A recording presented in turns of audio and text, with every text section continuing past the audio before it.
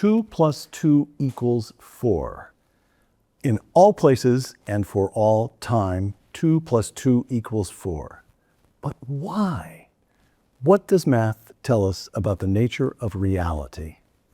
David Berlinski, Sergiu Klainerman, and Stephen Meyer on Uncommon Knowledge now.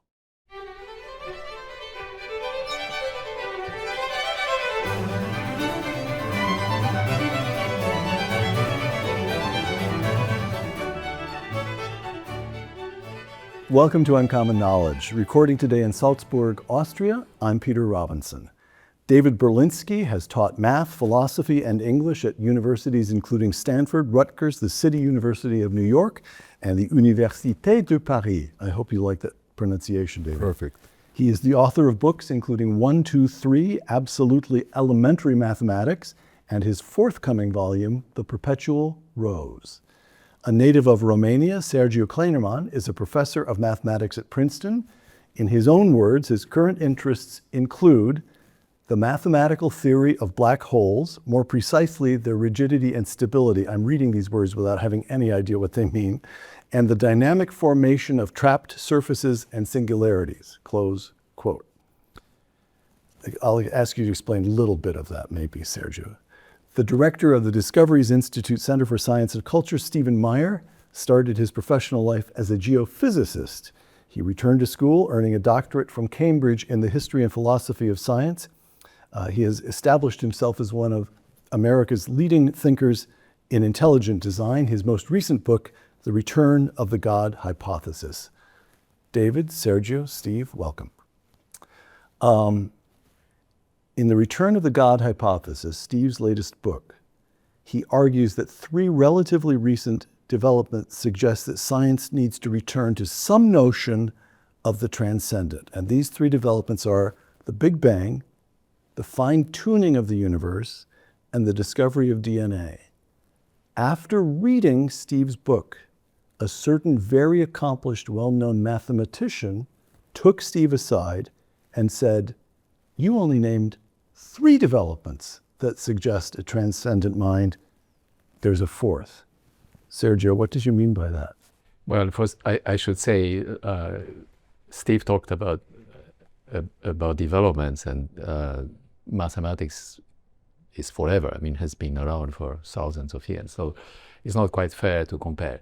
But mathematics has, by definition, deals with its own sense of its own reality, which is, I claim, as objective as the physical reality. And so, for example, black holes are like that, right? A black hole, by definition, we have a mathematical theory of general relativity that predicts black holes.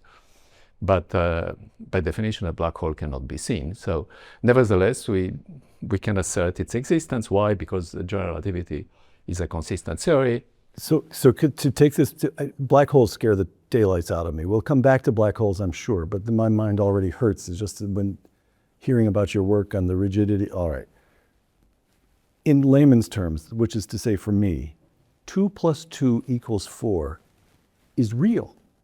That's not a figment. It's not an artifact of our mind, of mental processes, of the accidental processes that might be going on in our neurons. Correct. Whether I think it's 2 plus 2 equals 3 or 5, I'm wrong. 2 plus 2 does equal 4, and that is objectively real. Correct. Right. Therefore, there is a conceptual objective reality that exists outside us. Right. It's not material.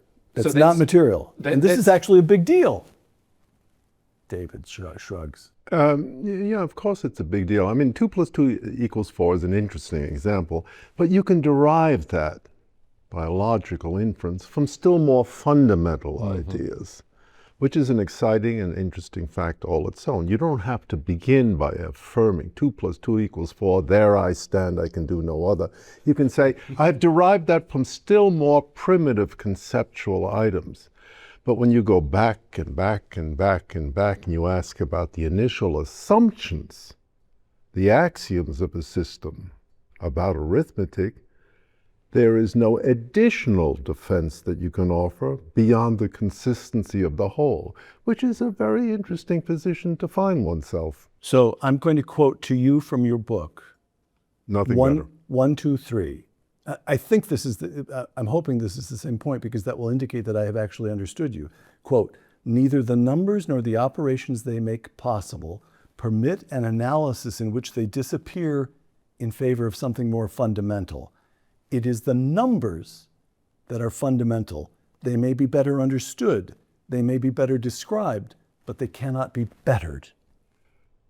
I still think that's true. Bear in mind, when you say 2 + 2 = 4, that's an assertion. Yes. What I'm arguing for in that particular passage is that when you go back to the foundations of arithmetic in the expectation or the hope that you can get rid of the numbers, you're going to be very disappointed because they reappear. All right. I'm going to quote David once again, but I put this to the two of you for judgment. I'm assuming he will agree with himself, although in David's case, this is always a question.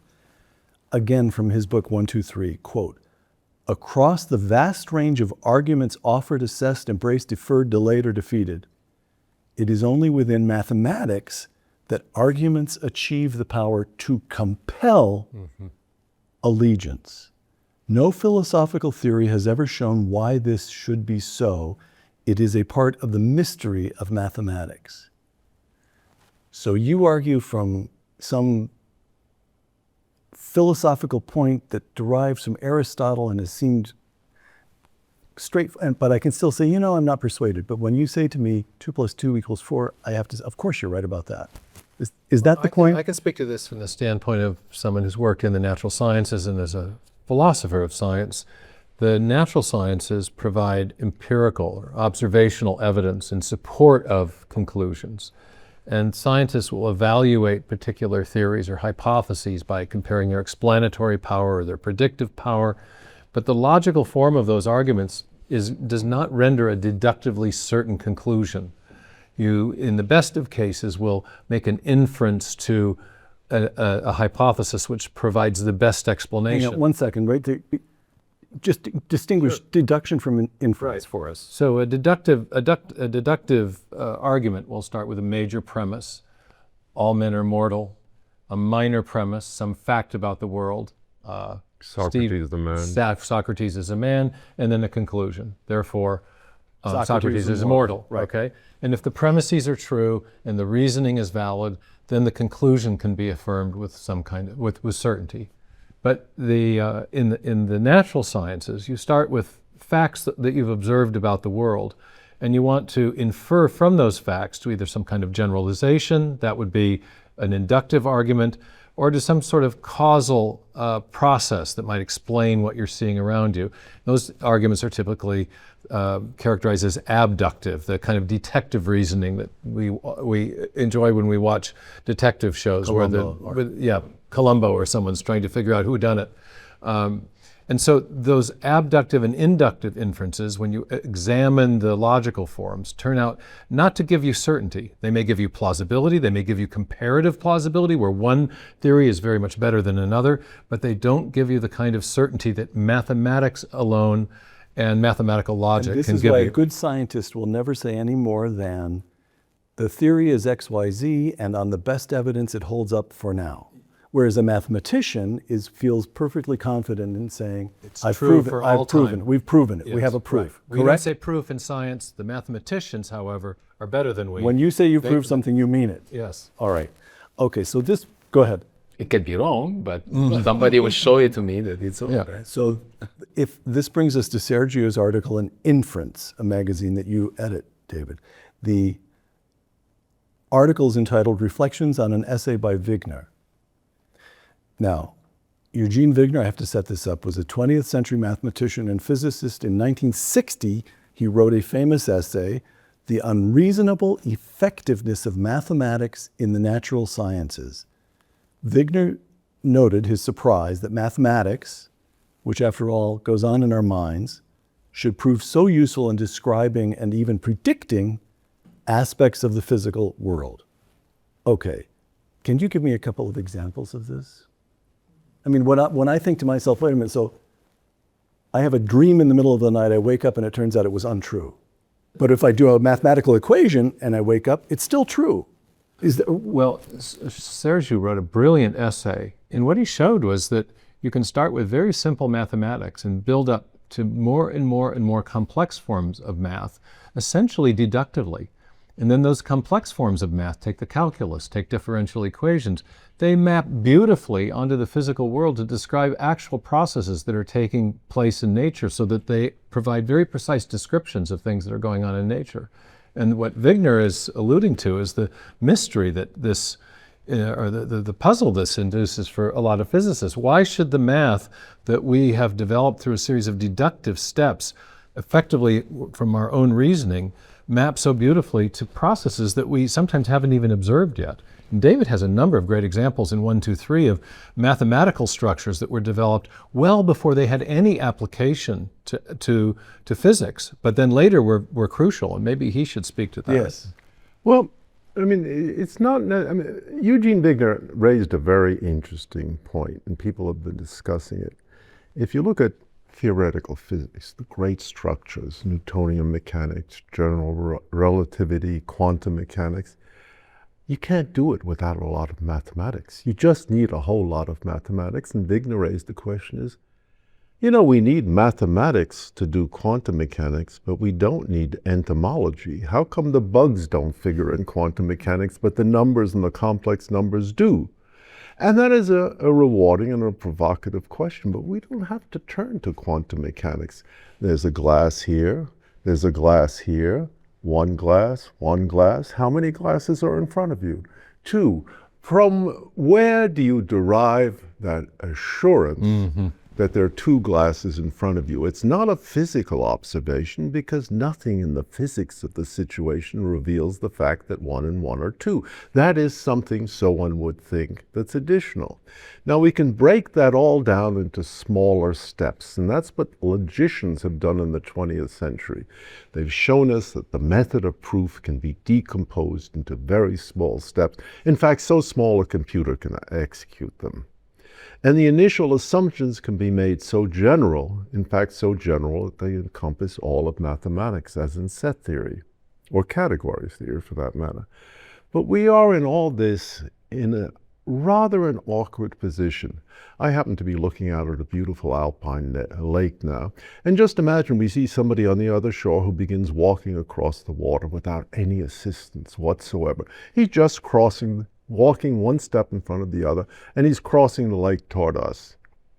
And he comes completely dry. He appears in front of the television camera, and we say, "How did you do that?" And he says, "Well, I took very small steps." I took very small steps. Now, our natural reaction would be, that's commendable, and you got across, but somehow or other, it's not the answer to the question. And we are all in the position of watching someone cross a large body of water and explaining his success by saying, "Look at my feet, small steps." That's where we are. Okay, so Sergio, well, wait, let me go back to your essay. I'm quoting you once again. "The mystery Wigner points out arises in part from the perennial question of whether mathematics is a science advanced by exploration and discovery, like the main physical theories, or whether it is an invention, a creation of the human mind. I argue that mathematics developed through exploration and discovery. That is to say, it is like a nugget in the ground. You find it. Correct. It has its own, okay. Yeah, no, absolutely. I mean, one image that you could make is that of an alpinist that is trying to go on the top of the mountain. He has an idea. Everybody's doing alpine metaphors today, but he has an idea where he wants to go, right? So that's very important. That's part of doing mathematics. It's not just deduction. There's sort of a vision of where you want to go, which is very important. Inspiration, Right, has something to do with inspiration. But then you have something very objective in front of you, right? The stone, in the case of the alpinist, that you have to take into account that you're not going to fall. You have to touch the stone to know exactly where you are going, and if you don't, you get into trouble. So mathematics is very similar. People have the feeling that everything is deductive. It's not. I mean, it is very similar in that respect to physical sciences. Physical sciences also, you have some idea of, you have, let's say, an expectation. You make a hypothesis. Right. Right. The choice of a hypothesis is not a deductive thing. It's just it's an insight, and then you try to show that it fits everything else, all the other experiences. So and that's the process of proving Right. something, right? So you have the once process, right, yeah, once exactly. you have the process of discovery, but then the process of justification. The process of justification. So mathematics, at the end of the day, it looks like a chain of logical sequences that the computer can also, I mean, once you have the chain, the computer can go very fast to it and maybe even check. So there are no computers that can check large. I mean, they can check small proofs, but not large proofs. In any case, it's sort of a very good example. I think that illustrates very well relations between math and physics.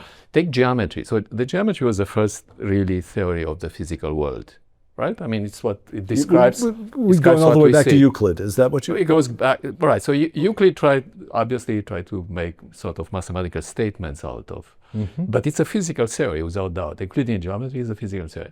Then it developed, so here comes up something specific to mathematics, different from physics.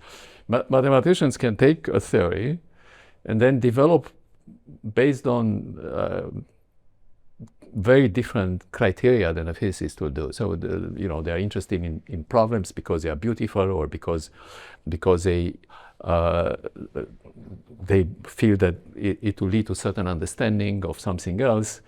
And this freedom really, in the case of geometry, went for, 2,000 years without essentially no connection back to the physical world. I mean, Euclidean geometry was there to start with. But then by the 19th century, you have Gauss, you have Lobachevsky, you have Gauss, you have Riemann, you have Minkowski at the beginning of the 20th century. And then all of a sudden, all that stuff becomes an essential ingredient. I mean, it's not just, it's not just a technical, it's an essential ingredient of special and general relativity, right? So it becomes directly applicable to fundamental physical theory. And I think this has happened many, many times and maybe it's not very well acknowledged. So can I ask, when you, Sergiu, needless to say, I cannot evaluate your work on my own because you have done a 2,000-page proof, 2,000 pages of close mathematical reasoning. I could live to 2,000 and not, I could read a page a day or a page a year and it still would escape me, I'm sure. And this was on the stability of some aspect of that Einstein. So may I ask, did you think you were doing a work of art, creating something beautiful, or did you think you were interrogating reality? Do you see that? I'm trying to understand what you thought, what it felt like to you as a working mathematician engaged on a deep, very difficult problem. And the answer is both. I mean, I would take the problem in the first place. I'm a mathematician, I'm not a physicist, right? I'm interested in, I believe that the best mathematics is connected somehow with physics in complicated ways. So, but there are many problems in physics, and I will pick the one that satisfies my aesthetical feeling as a mathematician. So that's a, say, your aesthetical feeling. So explain that. You want something that's that I feel, something that I feel is very beautiful. It's very profound. It gives lots of very interesting questions. Okay, so that's one aspect. But then it has to be the second. For me, at least, there has to be a second aspect, which is that it should say something about the physical world, and in this case, it does. Right? I mean, the Kerr solutions. So here how it goes, right? You have general relativity, which was well formulated by Einstein at the end of 1915, excuse me. And this was at the time a new theory of gravity. Massive bodies curve what's called space-time. And then certain solutions were found. Schwarzschild was the first to found in 2016, immediately a year after, found the so-called Schwarzschild solution, which is a stationary solution with a lot of symmetries that you can actually extract from the theory of relativity, from the Einstein equations, as exact formula. And that had led to lots of issues because it has a singularity, this is connected later on with the Penrose singularity theorem, for which he actually got a Nobel Prize. He's the only mathematician to have gotten a Nobel Prize in physics, which is quite, there's nobody else. In part because the math applied so beautifully to the right, or to a question that was a very important question. Yeah. That was very important. And then there was a second major development by Kerr. This was 1963, where the Kerr solutions was. Okay, so now you have a Kerr family, which includes Schwarzschild. It's a large family depending on two parameters. So these are exact solutions of the Einstein equations, right? I mean, you know, from a mathematical point of view, they are real, because for me, mathematical reality has to do with objective fact that these are solutions of an equation which you can write down. It's conceptually. And may I interrupt for just a moment? So if I understand, one of the remarkable things about Einstein, by the way, of course, correct me, jump in, I'm doing baby talk here, because that is the top of my form when it comes to this material. Einstein comes up with general relativity in 1915, and here we are in 2025, and there's still experiments. There have been experiments that have been done over the course of the succeeding century as new new technology makes new experiments, and every single time, it's the theory of general relativity is proven out. Yes. That is to say, this theory that Einstein came up with on a chalkboard, for a century of experiments now, it turns out to correspond with and predict reality. And your work, if we could somehow devise experiments on black holes, your work would prove out. It's real to that extent? So I like to call it a test of reality. So the fact that the Kerr solution is stable, right? It's a mathematical statement, but with a lot of physical content. Because let's say if it was not stable, so it's a solution, a correct solution of the Einstein equation, which starts with specific initial conditions, right? So the issue of stability is now you make small perturbations of the initial conditions, and all of a sudden you get something entirely different, which has nothing to do with the solution, the Kerr solution. That would be called instability, right? So if the Kerr solution would be unstable, it means it doesn't have any physical meaning, right? Because you know, it doesn't correspond to anything that you can recognize in nature as corresponding to that, right? So the stability, the issue of stability is a fundamental issue in. It's a test. It's a marker for reality. You can say so.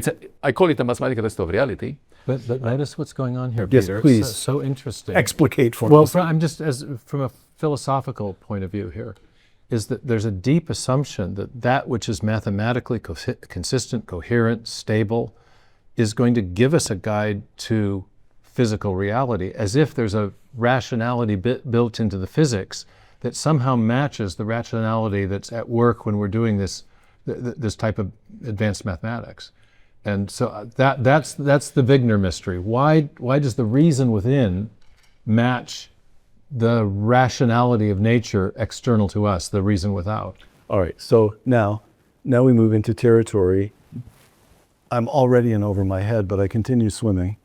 It gets deeper. May I offer a simple thing that might help just with, because we got into the field equations of general relativity and the solutions, but Sergiu started initially talking about geometry. Yes. And just the idea that mathematical objects have stable properties. This is why mathematicians regard them as real. You know, a circle has certain basic properties. We know so it's got a circumference and area, and we can calculate these things. And those properties are true for all people who think about circles. There are stable properties that geometric object has that we can describe mathematically, that's independent of our minds. Right. And yet the stability of those properties is a token, as Sergiu has explained in our recent conference, it's a token of reality, of a mind-objective reality, or a mind-independent objective reality. And that's why mathematicians don't think that they're inventing new mathematical formulas. They think almost universally feel that they're discovering something, not inventing. Well, there are some who don't, but what's interesting is that physicists always refer to mathematics as being an invention of the human mind. That's what Wigner says. Sorry, Einstein says an invention of the human mind, but Wigner says something very similar. So I'm always surprised to see that.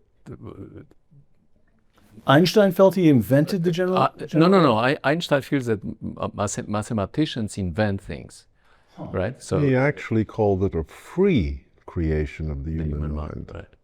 So By which he meant what? It's not really clear, because if it's a free creation of the human mind, why are mathematical propositions so dreadfully necessary? I didn't have much choice about 2 + 2 = 4, and I presume you didn't either. But So there is a. I it's apologize. kind of at odds with the notion of spontaneously reaching an invention like addition.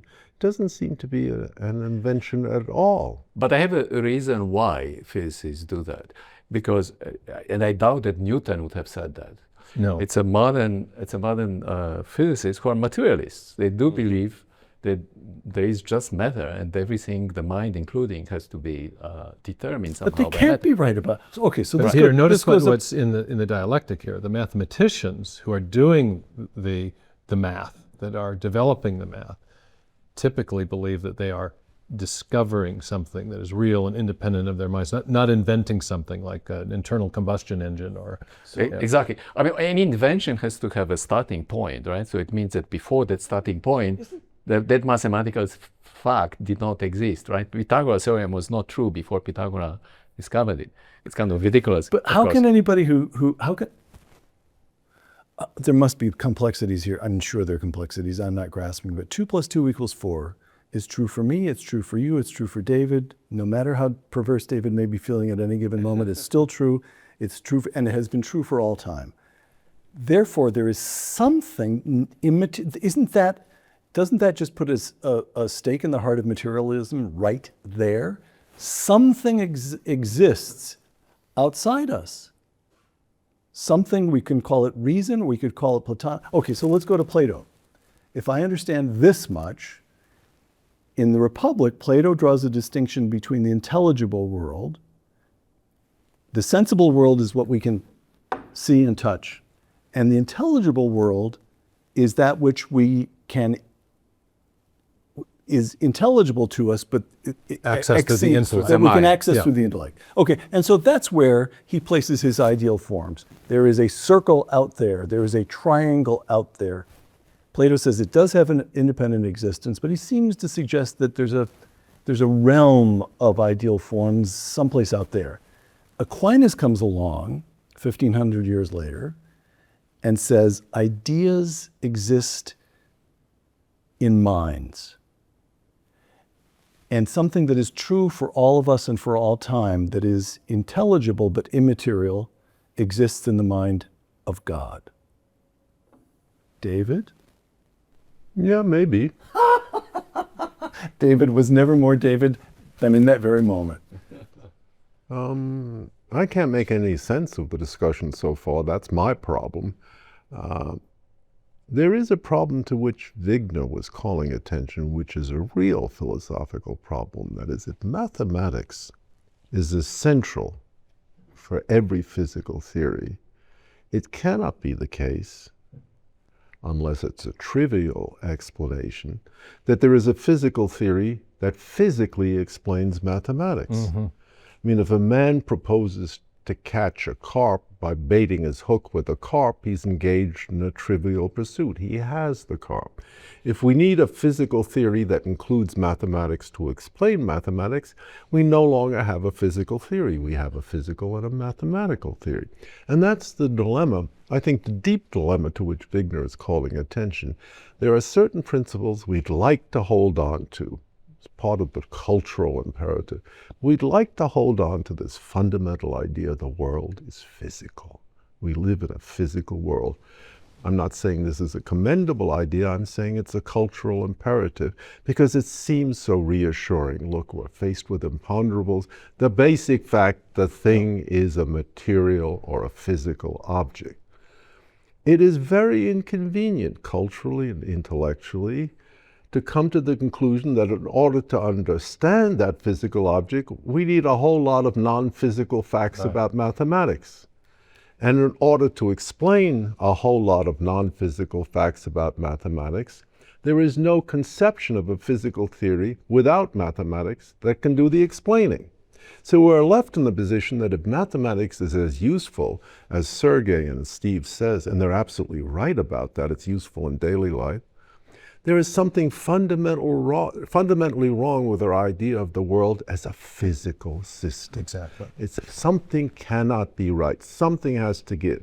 Either we develop physical theories with no mathematics, Feynman conjectures something of this sort, or we agree that materialism simply cannot be right.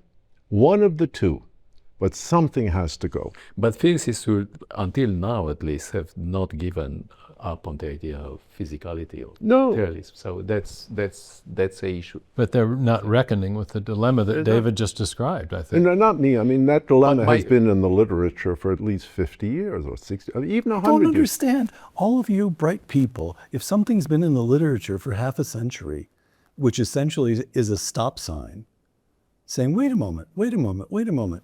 You have a basic decision to make here about the nature of reality. Either it is, well then how can the academy, how can you academics just ignore it? Well, so I don't know why, and like David, but I hold you responsible, Sergiu. I don't want to talk about issues of existence, ideas, Platonic ideas. Maybe it's a step too far, and that maybe we agree.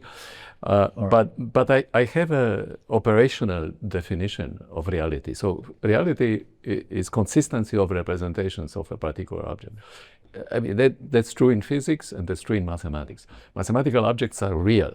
A mathematician who works on a mathematical problem calculates in this way, calculates in that other way, always get the same result. I mean, there's something so obviously objective about what we do, right? That somehow to claim that these are just inventions of the human mind is ridiculous to me. I mean, there is a way to defend any position in philosophy. I mean, we could argue that they're inventions of the human mind because the human mind is the only thing that really exists. After all, there's a very noble tradition going right back to Berkeley, which makes exactly that case. To be is to be perceived. But there is something that inhibits a return to Berkeleyan idealism, in that it sounds vaguely preposterous to say the only thing that exists is a mind. It doesn't comport with the magnificence of the physical theories we've developed. It just doesn't. That's not an argument, it's an observation. But having said that, we are really in danger of being reduced to an ever-narrowing ice flow. The ice flow, as Sergiu just mentioned, is the consistency of representations. Well, representations is kind of an obscure term. Why don't we get down to basics? It's the consistency of our theories.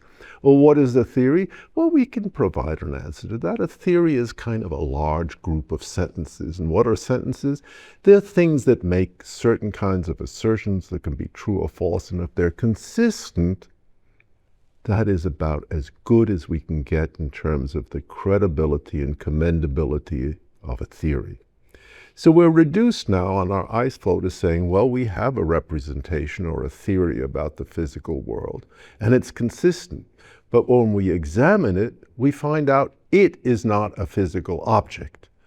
It invokes non-physical substances, like mathematical objects. We don't have to say, we need not make a decision. Do they exist in the mind or do they exist in the external world? They exist. That's all we need. The number 2 exists. I don't have to tell you, well, it exists in your mind, it exists in my mind. That's an irrelevant. It exists. That's the determinative statement. And as long as it exists and we acknowledge it's not physical, then we're left with a position of saying, how come our best view of the physical world incorporates things that are not physical? Why is that? Existence is an ontological question. I prefer reality as something that I can work with. Well, existence, I don't know. When it comes to issue of existence, I feel lost. Right? I don't know exactly You feel what lost. Exists. I mean, I don't know what exists and what does not exist. What intrigues me in all this is the idea that those mathematical objects, whether it's the quadratic equation or a circle or more advanced forms of mathematics, have stable properties. They're Because this is the consistency you're talking about? I talk about reality. Yeah, I prefer to call reality as being okay, objectivity, and consistency. What Sergiu is saying is that these mathematical structures or objects have a reality that's independent of whether or not I affirm those properties myself. They're mind independent, and yet they're conceptual. Essentially, they're not material, they're conceptual. So it does raise the question, where do they reside? In what if there are concepts, and this is where I think you were moving in this direction by bringing Plato in.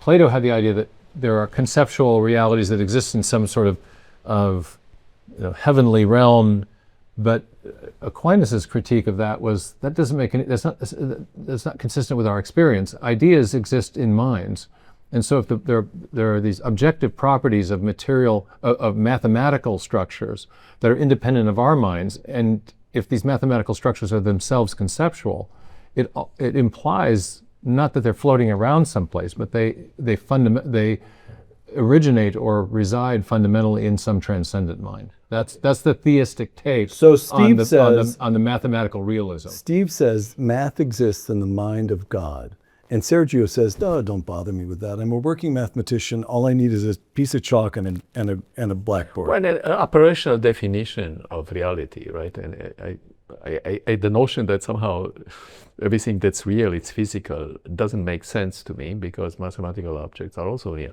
And I think we're all saying whichever, where you slice this, whether you're a I think that's absolutely right. I mean, even if we adopt Berkeley's position that to be is to be perceived, we wind up at the same position that a thoroughly consistent and coherent view of the universe simply can't be physical. Yeah. It simply can't We're be physical. agreed. Yeah. Okay. That actually strikes even my little mind as a really quite profound. I'm not going to call it an insight. It's a discovery. It's something. It's a real aspect of reality itself. Can I revert back to something earlier in the conversation? Sure. It's just something that from David's book. He gave a talk in the U.S. on this one time, and it just was so intriguing to me. It was I think it was from your book 1, 2, 3 when you were talking about it on the road, and it was he showed how I think it was the complex variables, the complex numbers. Remember. The square root of -1 from math. There's this whole mathematical apparatus that's been developed around complex numbers. And it seems like it has absolutely nothing to do with anything, but there's a whole body of mathematics on this. I took a course in grad school on complex variables. And David showed that this was invented something like, what was it, 140 or developed, discovered? 140 years maybe before? 200, maybe 200. And then lo and behold, it's absolutely crucial for doing quantum mechanics, which is our most fundamental physical theory, or one of them. No, but if I can add, yeah, please correct me. What is fascinating about the history of the invention of the number I is that it came up in Italy in around 14th century, 14th and 16th century. No, earlier, I think 1450, yeah, okay. 1450, a bit earlier maybe. But in any case, it was based on their desire to solve equations. So they wanted to solve first the quadratic equation. There was a formula already. The Arabs apparently also knew it already. In any case, they went to the third order equation, and they found that it pays to introduce this symbol, square root of -1, which makes no sense. You cannot take the square root of -1, right? But they just put it there, and they made this incredible observation that you can use this number, and at the end you are getting a solution of a cubic equations which are all reals. They have nothing to do with those complex numbers, but they enter into the formula for.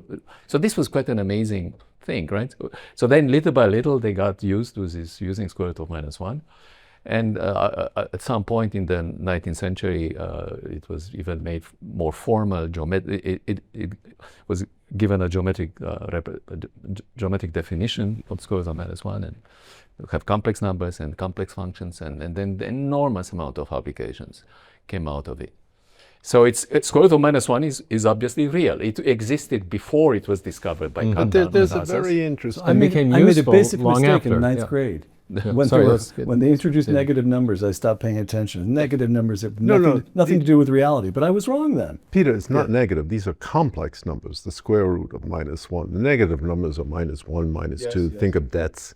We're not talking about debts now, we're talking about a complex number. But here's the extraordinarily interesting point. You got this weirdo Italian mathematician in the 15th century who figures out that if I introduce the symbol I equals the square root of -1, I can solidify a chain of inference and come out with the right answer. Just absolutely amazing. However, when mathematicians start to think about it, it's entirely possible to get rid of the square root of -1 in favor of two real numbers and a set of rules for manipulating them. All of a sudden, the square root of -1 is gone. You're left with what you began with, the real numbers, 3 and 7, in a certain order and obeying certain rules. A multiplication rule, which is essential. So that's the complex number. The complex number, exactly. It's a new multiplication rule, which did not exist in the realm of real, what is called real natural numbers. But that introduces a very interesting analytical point that ontology can be reduced in favor of a system of rules and regulations. You can reduce the ontological burden of mathematics. You can say, I'm going to get rid of the numbers in favor of the sets. I'm going to get rid of the complex numbers in favor of ordered pairs of real numbers. I'm going to get rid of the real numbers in favor of convergent sequences. I'm going to get rid of so much.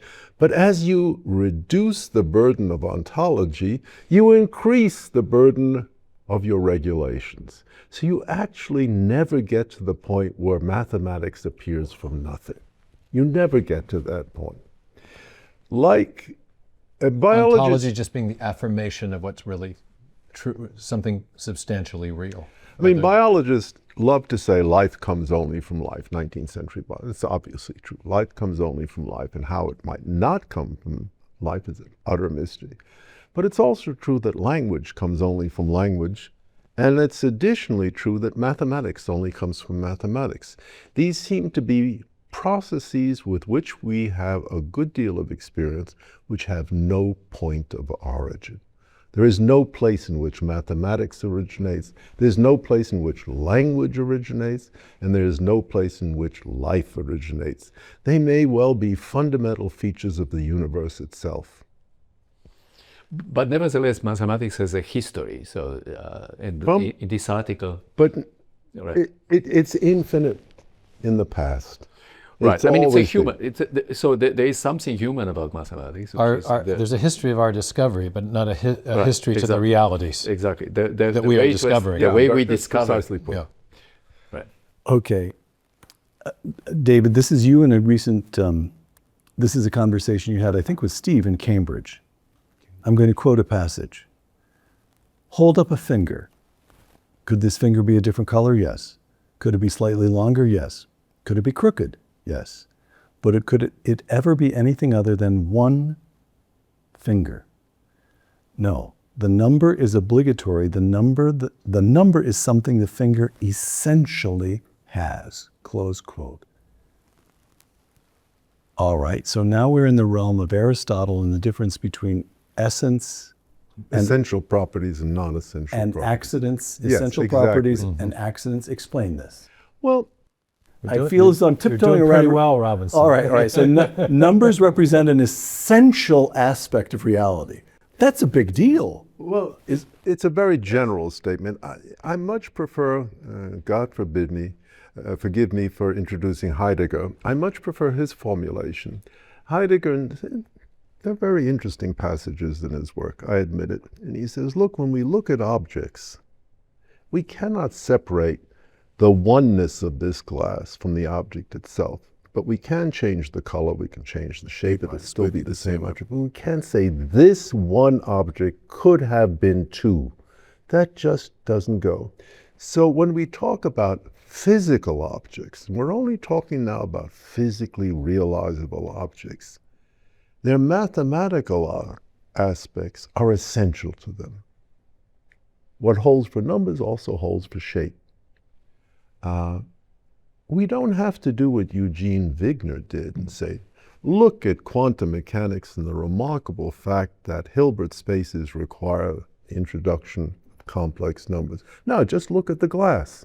The glass requires the introduction of a natural number. 2 glasses require the introduction of 2 natural numbers. That is every bit as mysterious as the invocation of complex numbers in quantum field theory. Every bit as mysterious, and we don't know quite why. Okay, so all three of you are willing to agree, all three of you are willing to insist that mathematics, the existence of mathematics, the weird way in which mathematics seems to correspond with and help us to investigate reality in a way that is real, I'm using reality over and over again, proves that reality is not limited to what we can access by our 5 senses. It's a hint. It doesn't prove, it's a hint. Oh, now I've lost deep ground even from that. So all we have is a hint. So why aren't you, I think Steve is willing to go, now here I am putting words into Steve's mouth. Steve is willing to say, we're dealing here with the mind of God. I think what David's getting And back David won't do that no matter how much. well, I could pin you down and you wouldn't. I'll give you sort of an example of something like this. So, immediately after Newton, there was Newtonian mechanics. The idea was that Newtonian mechanics has to explain everything. Then came Maxwell, the Maxwell equations. And in order to adjust the Maxwell equations to Newtonian mechanics, they needed this notion of ether. Right? So, ether here, ether there. At some point, Einstein's great insight was we don't need it, right? So it's the same thing, I believe. We don't need this materialistic representation of the world. Just forget about it. Reality means something broader than that. It's inconsistent with the most obvious presentation of mathematics itself. It's obvious that mathematical properties are not material. You can invent a metaphysical system that explains that away. That's why it's not a proof, but... So nobody proved the ether does not exist. Right. We just get rid of it. Yeah. And I think that's what we should do about materialism. I think I could agree with that. But going back to your last remark, Peter, I think it's just much simpler to say that the mystery is just the existence of mathematics. It's just that. Because it's fundamental. We could well say, and of course philosophers have well said, we can get rid of the physical world. Metaphysically, that's not a problem. Berkeley showed how. Everything is a perception or an idea. External world just disappears. But we can't get rid of the mathematical world. That's ineliminable. And its existence is a profound mystery. What is it doing there? Why do we see things in mathematical terms? Now, I'm not asking this question because I have a secret answer I'm prepared to vouchsafe. I was hoping you could wrap up the conversation with the answer. I find it a great mystery. The sheer existence of mathematics is deeply puzzling. You will agree with every word of that. Yeah, absolutely. And you'll agree, but can you take it farther? Well, I just am intrigued with this kind of argument that I recapitulated earlier in the conversation, that mathematical objects have stable properties, therefore they have an objectivity that is independent of our minds, and yet they are conceptual, which suggests by our experience that they must not be floating around somewhere in the Platonic heavens, but rather it makes more sense to me to think that they ultimately issue from the mind of God, and that is the deep reason for the mysterious applicability of mathematics to the physical world. Bear in mind, Steve, that you're reaching a position very close to Berkeley's position. To whose? To? Berkeley, Bishop Berkeley. Right. I mean, if you say that to be is to be perceived. Bishop Berkeley, 17th century British, 18th century English churchman and philosopher who appears possibly most famously in Boswell's Life of Johnson, when Boswell says... I refute Berkeley thus. Yes, thus Johnson kicking a rock. But the point is, Berkeley material. faced the obvious question, if you're not looking at the moon, Einstein discusses this too, does the moon continue to exist? And Berkeley's response was, yes, it exists as a thought in the mind of God, which is very close to what Steve was just arguing, although he's certainly not... I'm not a Berkeleyan. Yeah, I don't think the physical world I think it has a mind, an independence of our mind and of the mind of God who created it. But I think the ultimate source of mathematical reality may well be the mind of God. But it's interesting that you are prepared to go further than I think many contemporary analytic philosophers are prepared to go, in the direction of a Berkeleyan kind of analysis, which I think is, in this case, the only analysis that makes sense. At least for math. Yeah. At least for math, because it is so mysterious. Boys, I'm going to attempt, for last question here, I'm going to attempt to introduce one new concept, and that is the concept of beauty. I have no idea how this will go, but here's an excerpt from the forthcoming documentary, The Story of Everything. There's something in science called the beauty principle that says true theories often convey a mathematical beauty or structural harmony. Upon looking at their model of the DNA molecule, Francis Crick was quoted as saying, "It's so beautiful, it's got to be right." Explain that. Why Well, should I beauty think- enter into this? We don't really know, but it tends to be what's called a heuristic guide in science, a guide to discovery.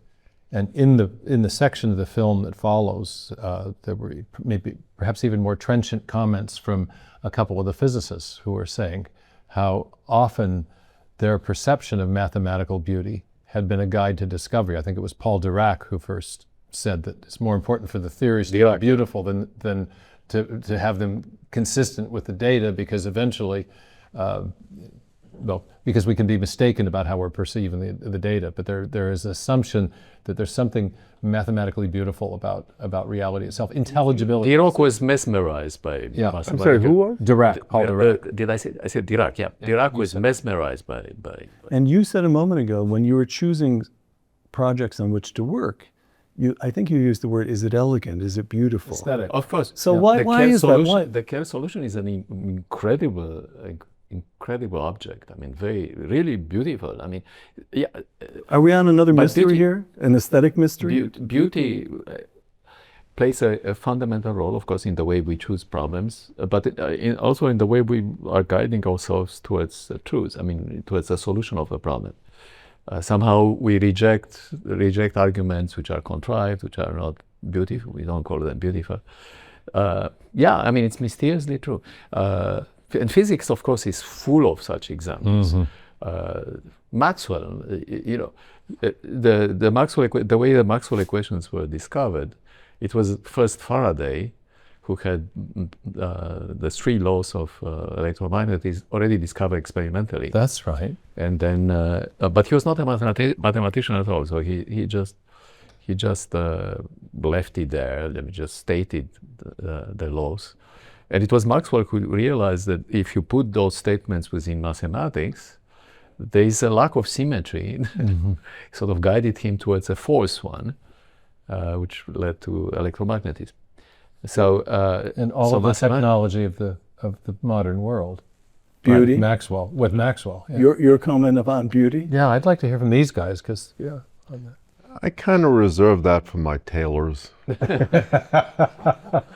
Well, I can tell you that as a working mathematician, it plays absolutely a fundamental role in everything people do. Really? There are very few mathematicians who would say, "I work on this because it's just ugly," right? I mean, they choose the problems or directions based on That's just a aesthetical party line, considerations. Sergei. There are all sorts of mathematical drabs that we keep hidden. Nobody's going to tell me turbulence is a beautiful subject. Oh, it's a fantastic subject. Fantastic, but not Absolutely beautiful. fantastic. Clumsy, lumbering. Well, but the expectation is that we'll find the beauty in turbulence by Expectations By are some easily discovery, purchased. Beauty comes at famine prices. All right. Kick him because he's being perverse now. He's being mischievous. Last question. Isaac Newton, the man who gave us mathematics, that on astronomy, fluid dynamics, and the calculus. and Newton explains a lot. Here's a quotation from Newton. "A heavenly master governs all the world as sovereign of the universe." Close quote. A recognition of the divine, or a mind that transcends our own, is taken for granted for thousands of years, as recently as Newton, and then it gets kicked out of intellectual life and kicked out of the academy. Does the mystery of mathematics suggest that the materialist error was an aberration that ought to and may be ending now. Are you willing to go that far, Steve? No, of course, I think that's exactly right. And what Newton illustrates so beautifully is that this principle of intelligibility that we've been talking about, that the mathematical rationality that can be developed by mathematicians without necessarily observing nature, does then apply to understanding the rationality that's built into nature. And this was so crucial to the period of the scientific revolution, when the systematic methods for interrogating nature, for studying nature were developed and culminating in figures that maybe is no figure like Newton, who was so profound in his insight and who advanced what was called natural philosophy, that or science, so much in one generation. Even in 1 year, his famed Annus Mirabilis, where he went home during the plague to remediate his own deficiencies in mathematics, and came back having invented the calculus. So, a heavenly master. David? All right. What can I say? That insight has not been vouchsafed to me. Fair enough. Sergio? Well, okay, so first of all, I think materialism is just the only explanation of the world, should be put in the ash bin of history. So that we both agree. yeah. Bringing God in, sure, why not? I mean, that's another way of looking at the world. If there is something else, well, let's find out. Maybe there is another explanation. But at this point, I don't see any reason why you should not look at that possibility. So, God exists, meh, and why not? Right. Sergiu Klainerman, David Berlinski, and Steve Meyer. Gentlemen, thank you. Then our privilege, Peter. For Uncommon Knowledge, the Hoover Institution, and Fox Nation, I'm Peter Robinson.